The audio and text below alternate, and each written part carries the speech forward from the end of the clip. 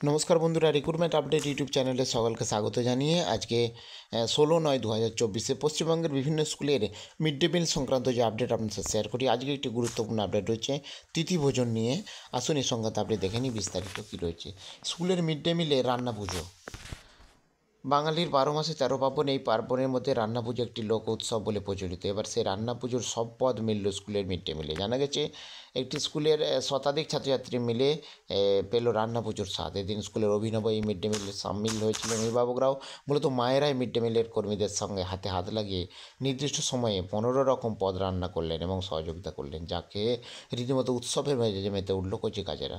বর্ষার আমেজে যার নতুন মাত্রা দেয়। আর নেপথ্যে ছিলেন প্রধান শিক্ষক এবং রান্না পুজোকে উল্লেখ্য, ধর্মপ্রাণ মানুষ রান্না পুজোকে মা মনসা হোক বলে অভিহিত করে থাকেন। আর সামাজিকভাবে রান্নার পুজোর গুরুত্ব অনেকটাই রয়েছে। ওয়াকিবহাল মনে করেন যে এই ভাদ্র মাসের আগে প্রচুর বৃষ্টি হয় এবং তাই গৃহস্থের হেসেলে টানাটানি থাকে এবং মনে কিছুটা ভারাক্রান্ত থাকে। এই ভারাক্রান্ত মনকে একটু খুশিতে ভরিয়ে তোলা সামাজিক উৎসব রান্না পুজোর মাধ্যমে পালিত হয়। সাধারণত গ্রাম বাংলায় যে সমস্ত শাকসবজি পাওয়া যায় তার সব কিছু দিয়েই বিভিন্ন পদ রান্না করা হয়। আর তার মাধ্যমে একদিকে যেমন রসনা তৃপ্তি হয়, তেমনি মন প্রফুল্ল হয়ে ওঠে, সামাজিক গেট টুগেদার হয়। আবার পুষ্টিবিজ্ঞানীদের মতে এই সময়ে মানুষের শরীরের বিভিন্ন ধরনের পুষ্টি, খনিজ লবণের ঘাটতি থাকে।